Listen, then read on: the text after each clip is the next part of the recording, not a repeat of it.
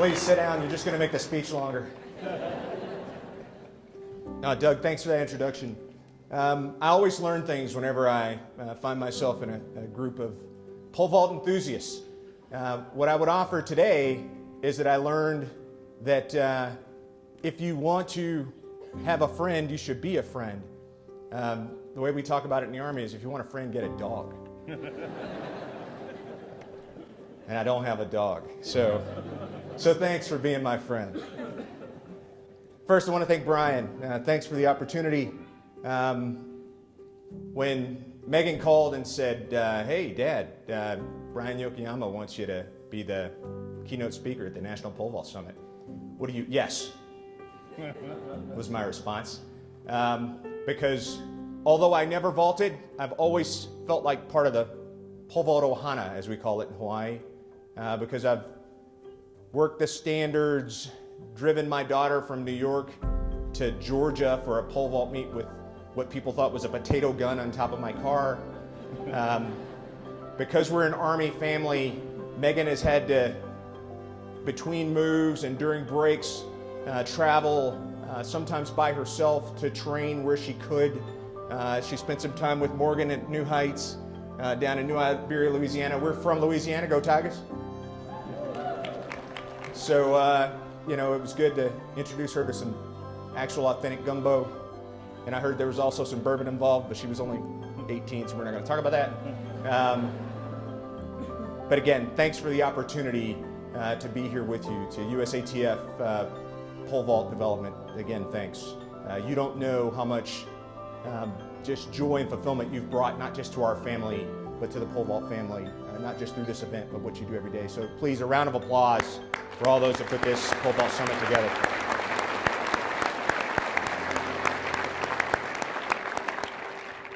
So Brian asked me to talk a little bit about leadership and about the decisions we have to make as we think about all the competing objectives in our lives and how to determine and zero in on what's important. For me, having served in uniform for 32 years, having grown up in an Army family, my father served 28 years in the Army as well.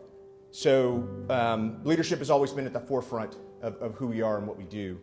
So I thought that given the opportunity to talk to you today about something that I'm passionate about, having served with the best young men and women that our nation has to offer, our soldiers, sailors, airmen, and Marines in peace and in war, there's a few things I'd want to leave you with today that have been essential for me in helping to lead organizations and to inspire others really in the ultimate test of wills in combat. So I served in a unit at one point where our motto was mission first, people always.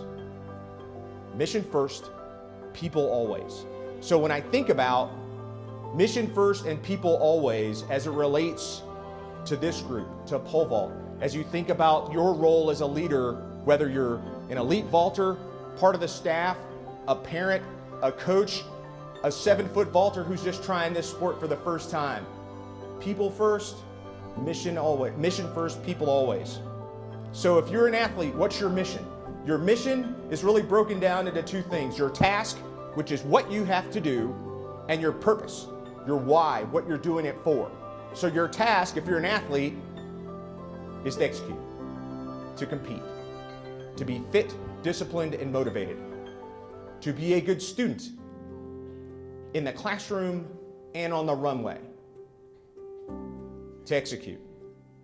As a parent, and I would break this down, for families that are fortunate enough to have two parents, there's what Megan refers to as a cheering parent, and there's a pacing parent.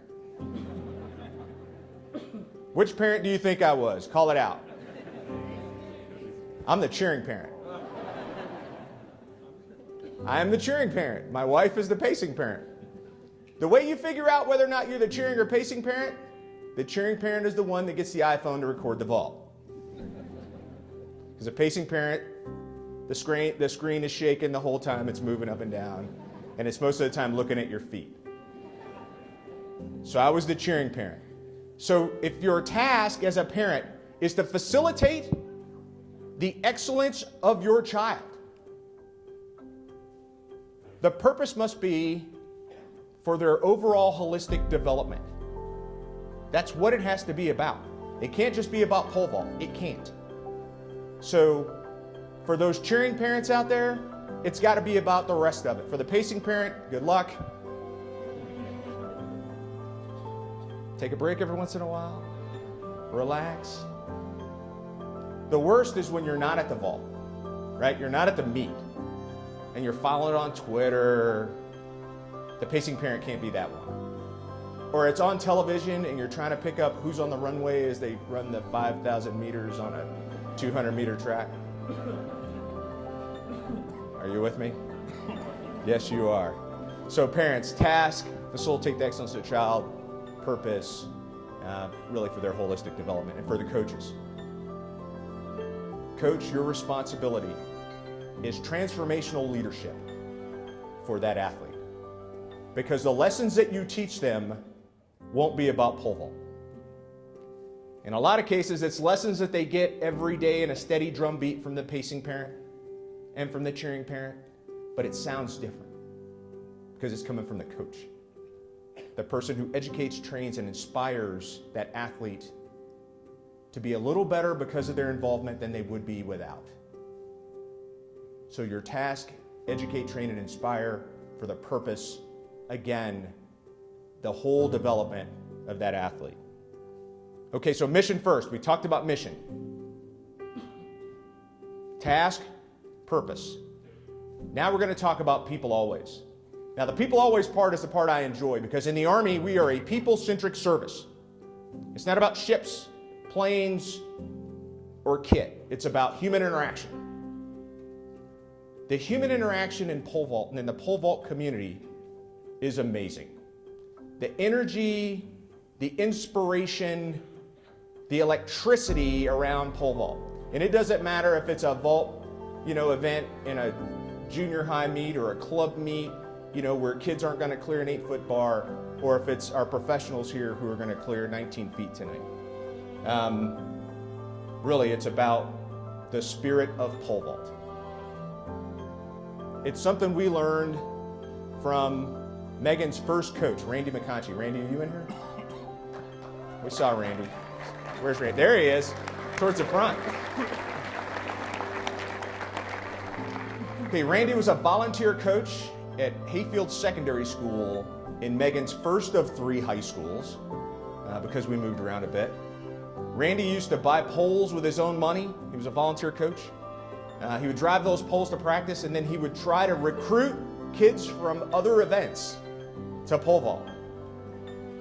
And so, because Megan, and coaches, you know what I'm talking about. So Megan was first year athlete. She was in 8th grade. She's just trying out track for the first time after having tried gymnastics and tried soccer. She was a good gymnast, but soccer not so much.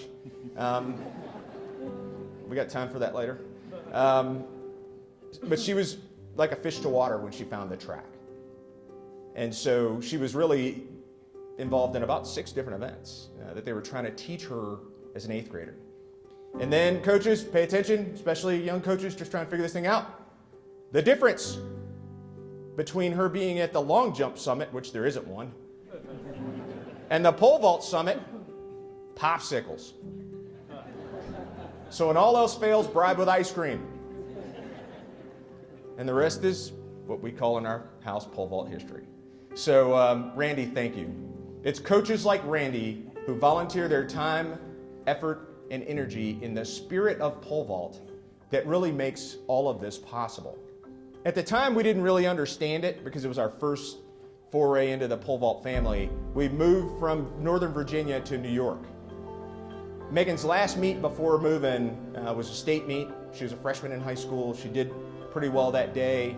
PR 10-3, I think, that day. There was an elderly gentleman at trackside who stopped me and he said, "Y'all are Megan Clark's parents, aren't you?" I said, "Yes, sir, we are." He goes, "I bet you're pretty proud of that performance today." "Sir, we are. PR, big meet, we're excited." He goes, "What's your plan? What are you going to do about this?"